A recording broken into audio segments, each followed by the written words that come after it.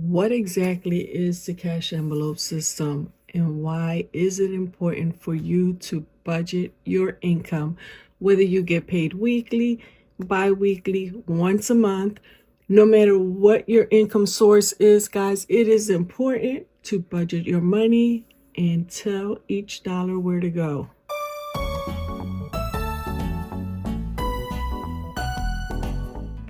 Alrighty, guys, we are here today, and you're probably wondering, Maria, what's going on? Why do you have all these notebooks in front of you? Well, today we are going to discuss a few of the reasons why we budget, why we cash stuff, and is budgeting right for you? Answer number one, yes, budgeting is right for you no matter what your income level is. Low income, very low income, mid income, whether you have tons of income, budget your money. Let's be smart. Let's save. Let's pay off debt. Let's pay off these mortgages, buy our houses, pay off our cars. It is very important if you want to live a nice, comfortable life.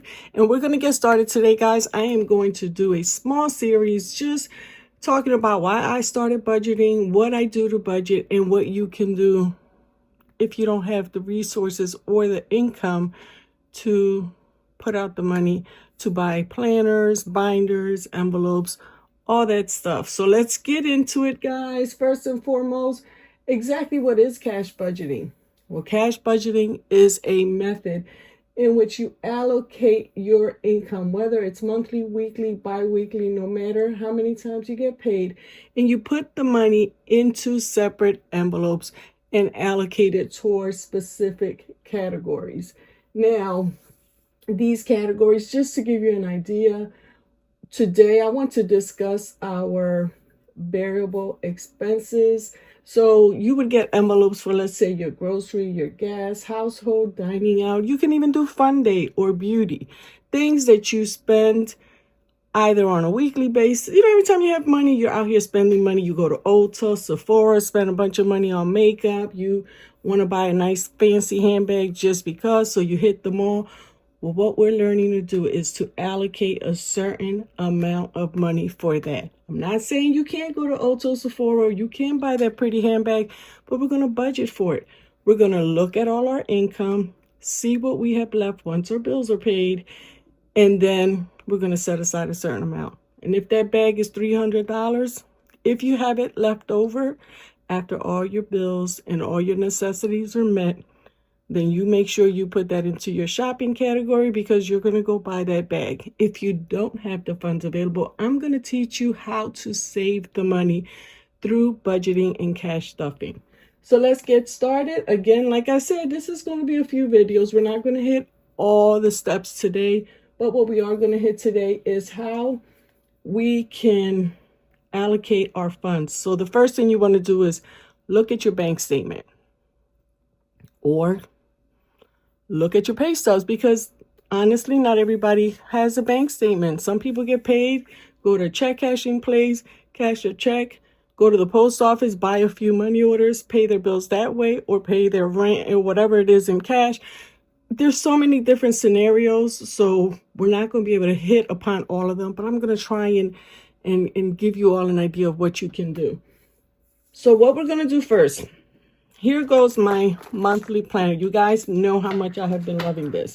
I'm not going to go to December because I haven't completed it yet, but I just want to show you. Let's see. Here we go. We'll go to June. I'm going to show you how pretty this calendar looks. Nice, right? Well, guess what? You can go to the dollar store and buy a calendar for $1.25, because it used to be $1.25. Get a calendar. You can even buy stickers anywhere, and you can do the same thing. The most important thing here is not all the stickers and all the pretty stuff. It's the fact that you have a calendar that is dated for a particular month, and you want to write down first and foremost your payday. So you want to put your payday. I get paid twice a month, so the 1st and the 15th. And then you want to also write down your bills. So whatever bills come out on whatever date, you want to make sure you do that. Another thing you should do is, since I get paid on the 15th, what I do is I do from the 1st to the 14th. Now, I know that I have to make this money stretch until the 14th. And then I do the 15th to the 30th or the 31st, depending on how many days are that month. So once you do that, let me just close this because I'm going to show you something else. As you guys can see, I have two separate notebooks here, and you can use a notebook like this. So we can put, I'm going to put December of 2024. Guys, I don't share what my bills are, but for the sake of the video, we're going to make a mock budget up. So let's say right here, I'm going to write my weekly pay is $1,000. And my monthly pay would be $4,000. And that's, given there's 4 Fridays that month, because we also have magic months. And that's when you get an extra pay. There's an extra Friday that month, so you get paid an additional. So you get paid 5 times, and if you get paid bi-weekly, you get paid 3 times. It happens a couple times a year, I'm not sure, and it also depends on your pay schedule. So we're going to start with a notebook. We're not using this. I just want to show you, because let me pull out a budget sheet that is in the planner. Here's my income source and the amount. And that's what I'm doing here, okay? I, for one, do not do the bills. But again, we're going to do a mock budget just for the video's sake. Here are my cash envelopes, my savings, and my sinking funds, which we're going to discuss in a later video. So let me put that to the side, and we're going to compare it in a little bit. So now I'm looking at my income. It's $1,000. So what you want to do is you can put your fixed income here. Fixed expenses. And you can put I'm going to put my variable expenses here. You can do it underneath you. This is your budget. You're figuring this out. Again, I'm just trying to show you an easy way to do it. So let's write down my bills. I'm going to say rent or mortgage, your electric, your gas, water, cell, your insurance, let's see, credit cards, and car loans. I'm just going to put that down for my fixed expenses. So this is for week 1. Okay, so we're only working with $1,000. So I need to make sure that I have money left over for my variable expenses, and then anything left over, we're going to discuss what we're going to do with that money, because the important thing is that we assign a job to each dollar, which means that in the end, we're hoping to come up with a zero balance. And that's what we call zero-based budget. All right, so let's say my rent is $800.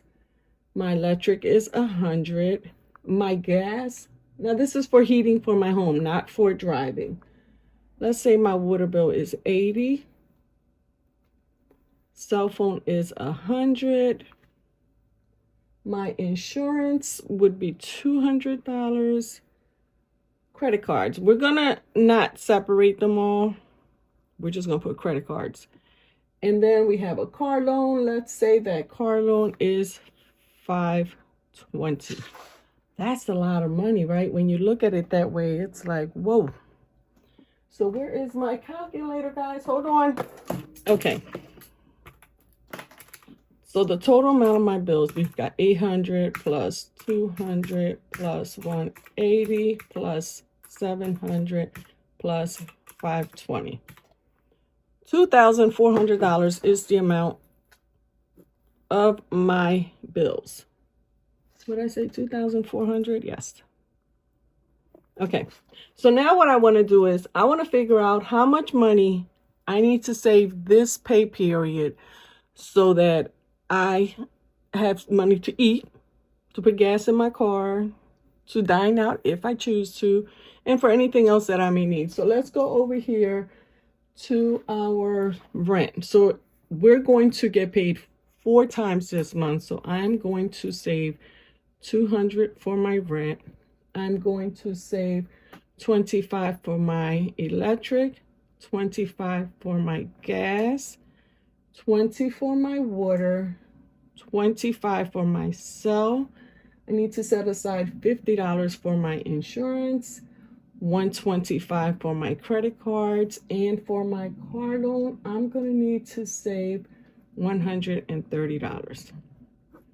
Let's total this up. Now remember, we have $1,000 to work with. Okay, so that's $600. And already, just if you want to double back, so you take 2,400 divided by 600, that's 4. So we know that we're numbers are adding up. We're doing good. So now I know that I have $400 left, guys, and that's going to be for this week. So I have to set aside, again, we're going to do our groceries, our gas, our household, our dining out, and we're going to do, let me do fun day. You can add a miscellaneous, you can add a spending, you can add beauty, you can add, you know, for your, if you're someone who, let's say, goes to Ulta every week, then you may want to do this and have the money here. If you like to, you know, go out with friends, that, well, I think of fun day as something for the kids, but if you want to do drinks with friends, you can, listen, these are your categories. So do whatever you want, whatever you feel. If you go and you review your spending, whatever you feel you spend the most money on. Some people do Starbucks. I mostly do my coffee at home, but some people do Starbucks and they have an envelope set aside for their Starbucks or Dunkin' Donuts spending. So let's go over here and let's see how much we're going to set aside. So based on my previous spending, I'm going to say, listen, I need $150 for groceries. And for the week, I'll say $50. For household expenses, $25. Dining out, I'm going to say, hey, I'm hanging out with my friends. Let me set aside $50 for that. And for fun day, I'm taking the kids out for ice cream. So we're going to do that. So let's add this here. Okay, that's $300. So far, so good. So Maria, what are you going to do with that extra $100? Because you said you want to zero out your account. What I can do with that $100, guys, is I can do some savings challenges. I can put that money aside towards my emergency fund if I haven't already saved the amount that I want to save. Preferably, you want to start with at least $1,000, and some people do less, some people do more, but that's based on your budget, your personal preference, you know, your priority, your needs. So you can do that. You can put the money towards your emergency fund. You can do it towards your savings, or you can do what we call sinking funds. Now, again, we're going to get into it, the sinking funds, in our next video. But another thing that people do, and it's fun, is savings challenges. So this would go under savings, and we can do challenges. So what I'm going to do with this here is I'm going to put $50 towards my challenges and $50 towards my emergency fund. That's $100. As you can see, we've got $600, $300, $100, which gives us a total of $1,000. Remaining balance is $0. And guys, look how simple that was. I did the same thing here. The numbers are of course different, but I put down it's pay number 2. This was the amount I had left over. Now, I do not put my bills on here. I kind of keep that information private. So I leave that money in the bank. So we don't use it here. But I do these categories here for my cash envelopes, which are my variable expenses. They are subject to change. So I might save more one week. Let's say I'm going out at someone's birthday. I might add more to the dining out and maybe less to groceries. Or if I haven't gone anywhere, my gas tank is full and I don't need gas, then I don't put money there. Over here, I have a breakdown of my savings. This particular month, I saved for my family savings. I had some savings for a Disney trip, and then I had $290 left over for challenges. This is where I calculated everything, and I ended up with a zero-based balance. So as you can see, whether you use a fancy binder or a regular notebook, and guys, believe it or not, at the beginning of the school year, I always like to buy supplies for the kids, even though they homeschool. I think I paid 20 cents for this. So you can do this. You can go to the dollar store again and get a calendar, or you can just print one out. Google monthly calendar. You can do undated and just print it over and over again.